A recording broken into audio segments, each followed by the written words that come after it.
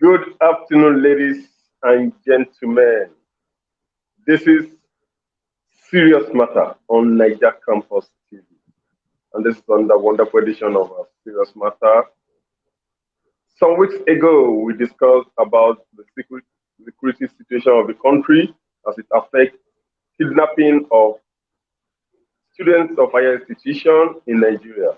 And my guest on the show was Adejumobi Richard and Oloshogbo Tope from Turkey. Adejumobi Richard resides in Ado-Ekiti. Oloshogbo Tope resides in Turkey presently. And in fact, it was a wonderful time.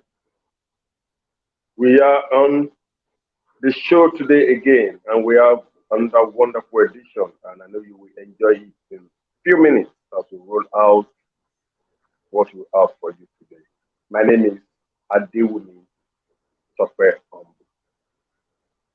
Today we'll be talking about the Southern Governors Asaba Accord and the matters arising. I know a lot has been said about it, but we must talk about it here because it is a serious matter.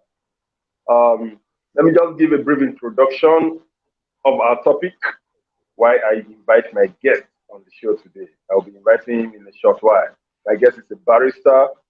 He is Barrister Wahab Bakari. I will invite him soon. Just don't go anywhere. Just listen. Just sit back and enjoy the show. Yes. After individual attempts to address menace of open grazing in southern states of Nigeria failed, the Forum of Southern Governors, in one voice, on 11th May 2021, announced a ban on open grazing in all 17 southern states. These people came together regardless of their political divide. Some of them belong to PDP, some of them APC, and I think ABGA in Anambra State. But since it is a common issue affecting everyone, they decided to put aside political differences. They came together and said, we must take a strong decision on this issue before it gets out of hand. And on the 11th day of May 2021, they took a very strong decision on that issue. Discussing the topic with me today is Barrister Wahab Bakari. I call him Wahab Bakari, ESQ. He will be joining me right away. Barrister, please, you can enter the studio now. Thank you very much, Barrister. Yeah, good afternoon. Good afternoon, Barrister Wahab. How are you today? You're welcome. I'm fine. You're welcome to Serious Matter on Naija Campus TV. Yeah, thank you very much. And thank you for the privilege of making me the guest on this show. Thank you very much. Thank you very much for your time. Can you please introduce yourself to? Yes, my name is Can Wahab you please Bakari. introduce yourself? Yes, my name is Wahab Bakari. I'm a lawyer and I'm based in Lagos. Okay. Yes, Wahab Bakari is a lawyer and is based in Lagos. Yes, please. Yes, I'm from Ogun State, Ijebu-Ode to be precise. Okay. Thank you very much. You're welcome. He's from Ijebu-Ode. He's from Ogun State. I know he's married. Thank you very much. I know he's married. They won't tell us that here today because that is not why we are here on the show. Yes, Barrister, on 11th of May, Southern Governors in Nigeria converged in Asaba, Delta State, to take a very strong decision. I know you are familiar with that decision. Yes, I am. They took this decision to ban open grazing in Southern State. Okay, please, how will you react to that? Well, first, am I supposed to be on camera now? Yes, Yes, yes. Tope, can you hear me? You're supposed to be on camera. Continue. We can see you. We can Good. hear you. First, Yes, I can hear you. first, Go on. yes. Generally, every Nigerian has a right to freedom of peaceful assembly and association, and it is pursuant to that constitutionally enshrined right that gave Okay. the governors the avenue to meet and discuss issues bothering their states. Are you with me? Are you with me, Okay. Tope? Yes, yes. Good. So flowing from this is Yes, the yes. fact that Just flow on, flow on. then flowing from this, Tope, are you with me? Yes, please continue. I can hear you Yes, clearly. please. Then flowing from now, like I said earlier, the governors have a right to the peaceful assembly and association, and that is what gave them the right to, meet and discuss issues bothering their states and the way forward, especially as it pertains to security. Now, now one of the powers given to the governor of a state Okay. is to ensure that the governor of the state actually has the power under the constitution to make laws for good governance in a state and to ensure that the Okay. security of life and people in the state is sacrosanct.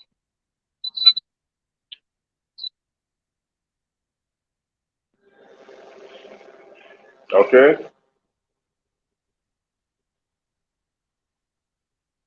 So, Barrister, are you there?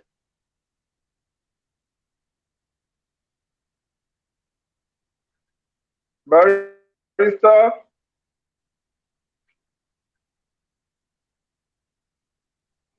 can you hear me?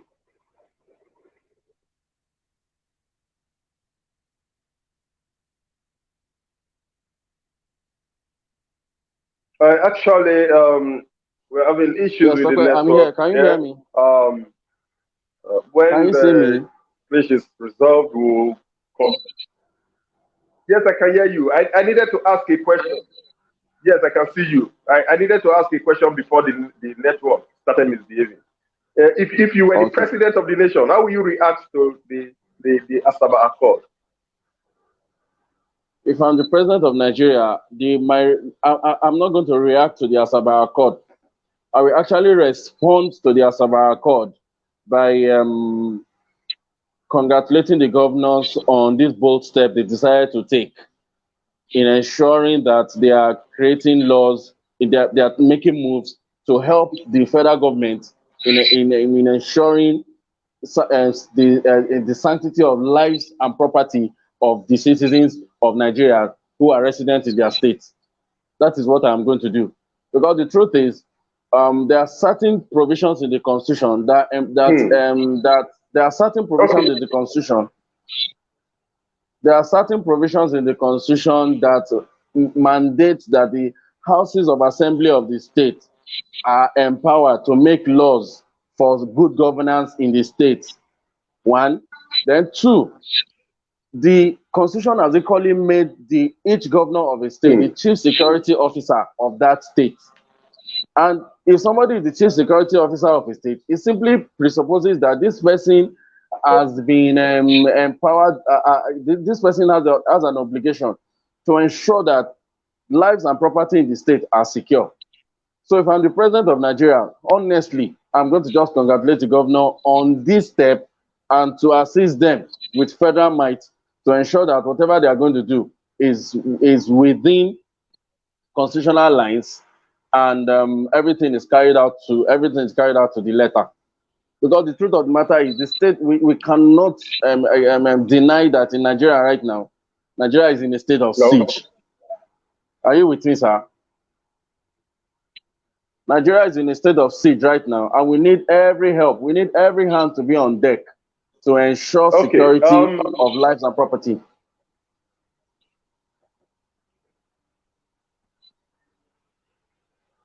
Papa, are you with me? Okay. Barrister. let Sir, me quickly say this. Uh, yes, I'm with you. Can you hear me? yes, I can hear you, sir. Okay. Immediately after the declaration, the spokesman to the Okay, president, Gabashew, the okay, spokesman to the president, Gabashew, reacted to the declaration by the governor. In fact, this issue created some rancor between the spokesman to the president and the governor of Ondo State, Arakunrin Rotimi Akeredolu. What do you yes. say about it? Is is it is the spokesman to the president in the position to react to such declaration? You know, I now now you've asked me a question earlier, and I'm going to continue. I'm going to answer this question based on the answer I gave you earlier. This is an issue that borders on lives and the security of lives and property Okay. in each individual state. Under the Constitution, each state has power to make laws for good governance. The governor of the state is the chief Okay. security officer of the state, and security of lives and property in the state is one of the top. Is one of the. It should be among the topmost priority for him. Now, if governors come together and decided that based on the precarious security situation in the country, let's take matters into our hands. Let's enact laws and put machinery in place to secure lives and property. Why should a presidential spokesman come out and start uttering statements that are inimical to the interest of these governors vis-a-vis security of lives and property of people in their states? It really doesn't make any sense to me. Are you with me, sir? It really does not make any sense to me. That kind of statement is not only saying is coming out to make statements against the plan of the governor. It's as if it's tantamount to saying Yes, the governor should. It's tantamount to saying the governor should sit back and watch these bandits continue killing people and allowing their cattle to keep destroying people's farmlands. You understand? So it's very unbecoming. That kind of statement should not be coming from a presidential spokesman, except that presidential spokesman does not know his onions. yes, yes. Because this is an issue that has come up over time. The federal government has been unable to proffer a lasting solution to it. So the governors are coming out now to say, look, we want to take matters Okay. into our own hands. Under the Can I go on, sir? Under the enabling laws of in the constitution, governors have rights to make all these laws, put machinery in place to protect lives and Okay. property. No, let me quickly ask this question.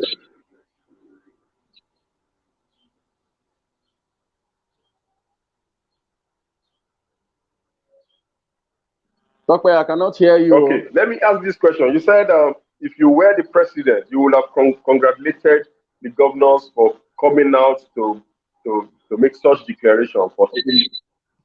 Yes, you said if you were Definitely the I will. president, you would have congratulated the governors for taking such a bold step in making the declaration that was made in Asaba on the 11th of May. Definitely I Huh? will. I will. Now, how will you react to the fact that the president, since the declaration, has not spoken about it? The president, well, I beg to differ on this question, Tokwe, because the truth Can you is, hear the me? president. I can hear you. I'm responding to the question you just asked me now. Can you hear me, Tokwe? Can you hear me? Okay, please go ahead. Now, the president. Yes, go Now, ahead. as far as I'm concerned, the president has already given his Yes, input I on can this hear matter. you. Go ahead. Yes, I'm responding already, Please Tokwe. go on. The president has already spoken on this matter.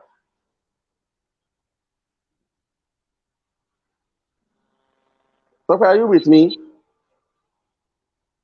The president has already spoken on this matter because we Okay. already How? have it. Well, good. We already have it on record that the presidential spokesman came out Yes, I am with and you. How? You said the president has spoken on the matter.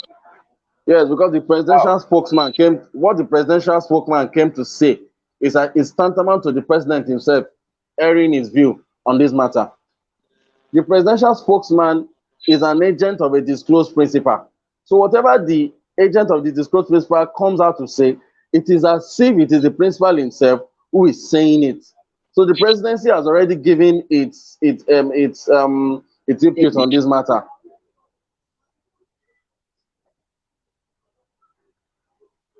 Everything Garba Shehu said emanated from the presidency, because Garba Shehu could not have been acting on his own. Everything he said emanated from the presidency. This is serious. The president has Exactly, spoken. exactly, and everything the AGF, even the AGF, who came out and said some things that a lot of senior advocates like him are already condemning him, is actually speaking the mind of his principal. Like I said earlier, at law, there is under the principle of agency, there is there are agents of disclosed principal. In this instance, the presidency is the principal, and we all know the president. So that means the president is disclosed. So anybody working on behalf of the president and saying things is tantamount to the fact that the president himself who is coming to say these things.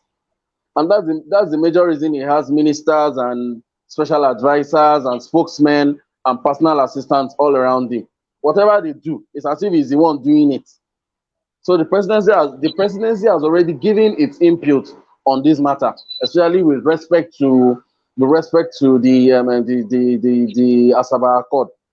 But the point now is, as it stands under the constitution, is handicapped in stopping the governors from carrying out all this stuff, from putting this machinery in place to secure lives and property in their domain.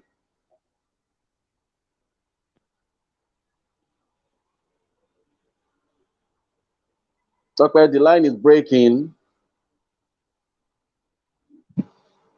Tokwe, can you hear me? What happens? What happens when the federal government? What happens when the federal government takes a decision that is contrary? Yes, I can hear you. When the federal government, yes, I can hear you. Yes, I said, what happens when the federal government takes a decision that is contrary? Takes a decision that is contrary to the decision of the governor, to the agreement of the governor. Good.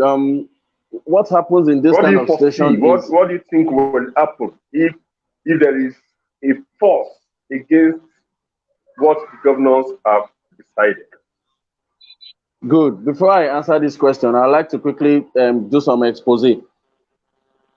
One, the action of the governors in this instance has constitutional backing. Time will not permit me to go into the specific sections and provisions in the Constitution which backs the governors in this line of action they are about to take. Now, when the presidency is at loggerhead to the governor, especially in this kind of situation, it is the Constitution that will serve as a litmus test to either which of the parties is right at every instance. In this situation, the governors who met, the southern governors who met and entered into the Asaba Accord, have not broken any known law, any known existing law. Are you with me, sir? So the only thing and if you subject the Asaba Accord to the Constitution, it will not fall short of any constitutional provision. Now, from experience, you will see the only thing the federal government can do now is basically because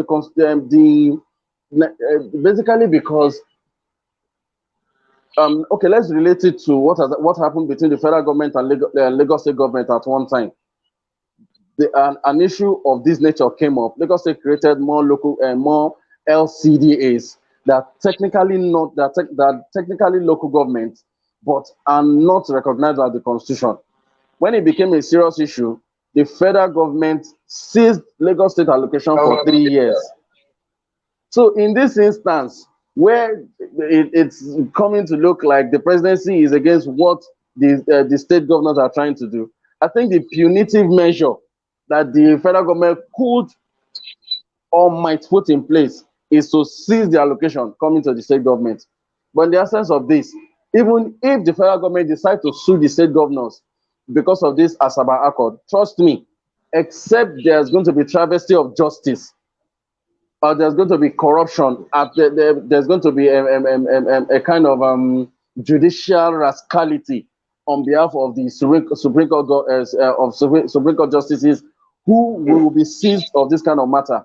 Trust me, the federal government will lose, because if you weigh the actions of the of the governors involved in the Asaba Accord against constitutional provisions, everything is in line with constitutional provision. They've not broken any loan law in Nigeria. So at this stage, apart from the fact that the federal government will feel slighted, the only way the federal government could punish the state governors is to seize their allocations. That's just the only thing the federal government can do about this. Because if they go to court, if they decide to go the legal angle and go to court, in the absence of any judicial rascality or judicial, nepotism, trust me, the federal government will lose in this instance.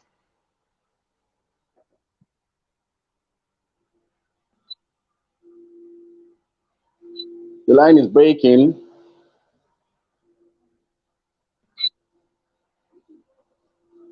I can barely hear you.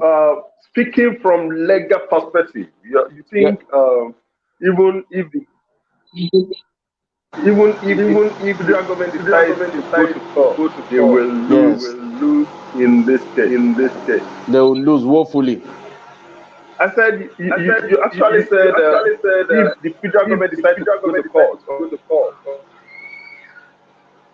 If the federal government decides to go to court on this case, they will lose. They will lose woefully, because weighing the Asaba Accord against every known provision of the Constitution, vis-a-vis the powers of the House of Assembly of the state. The governors took a decision.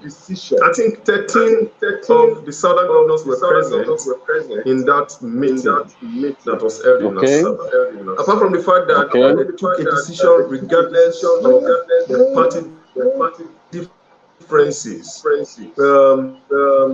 Do you see this as a plus to our politics? Taking a decision, not minding who is affected, not minding the fact that they belong to a party or they belong to one party or the other.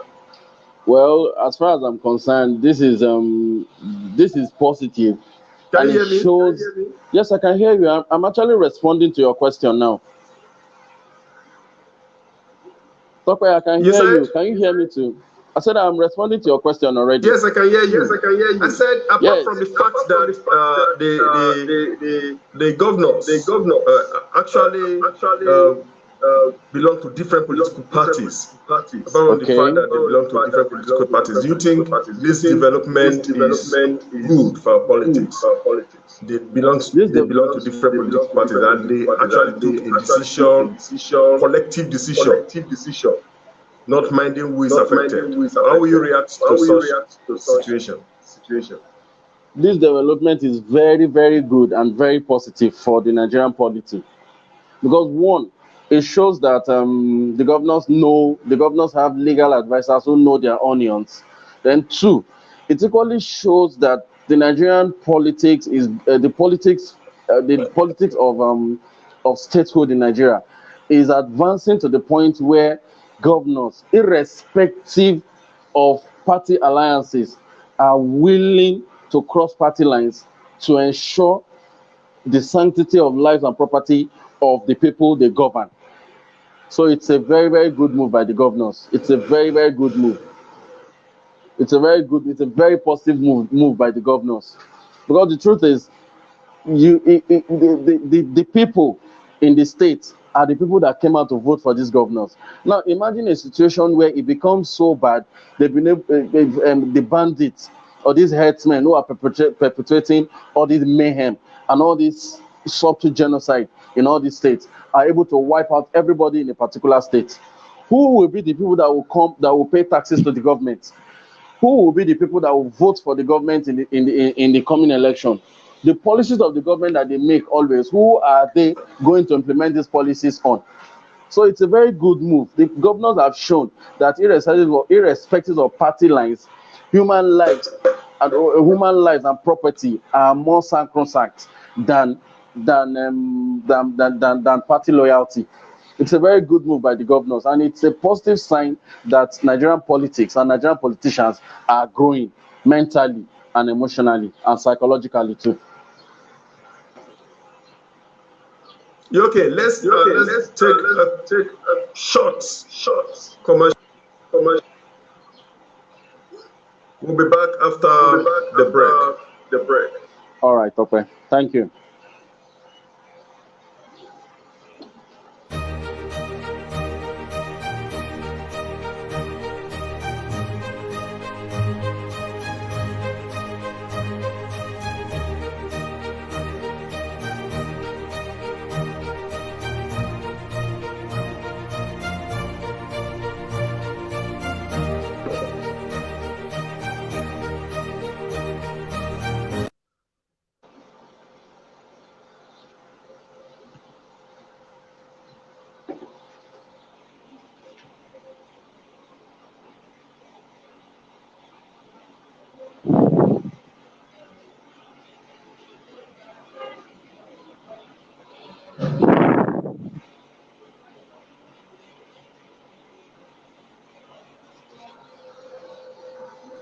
Yes, thank you very much. Barrister Wahab Bakari. Yeah, thank you, Tope.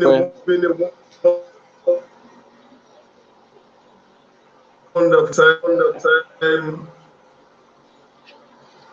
Yes, thank you, Tope. But the short time we had did not permit me to.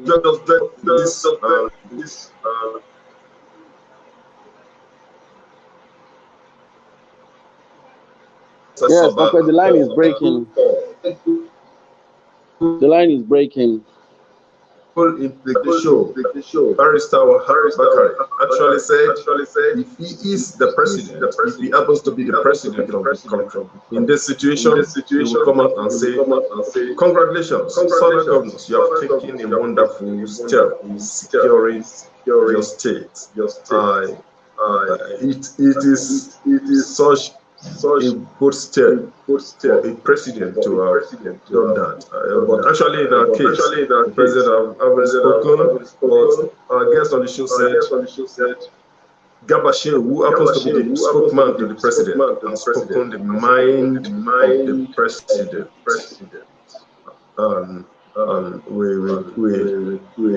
I think one other thing that he said, if you look at the comments rolling on the screen. One other thing that he said is that if the federal government decides to take legal action on this accord, on this issue, that the government, the federal government, will fail woefully. He also said the only way the president can punish the state governors for their decision is to seize their allocation. So he said a lot of things, and I know you really enjoyed the show. Okay, Barrister, your last thoughts on the program. Well, yes, I actually want to do a bit of recap on the first question you asked me about the fact that if I were the president, what would be my reaction, or what would be my reaction to the Asaba Accord?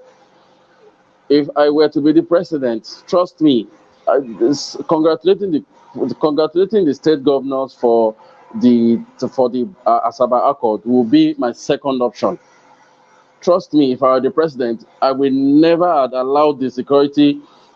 I will never have allowed it to degenerate to the point where there will even be an Asaba Accord. Now, IPOB, it is a known fact that IPOB, as a body that was given to agitation for self-government and recognition of a resuscitated Biafra, were proscribed as soon as they came on board. And at that time, when they came on board, they were not harmful. They were not an aggressive armed group that were going about terrorizing anybody. But it is a known fact that these Fulani herdsmen and these bandits are terrorizing everybody, and they are technically starving out the areas that they are taking their cattle through to in the course of their nomadic activities. So, what has stopped the federal government from proscribing these Fulani herdsmen? What? There's nothing stopping the federal government from proscribing them.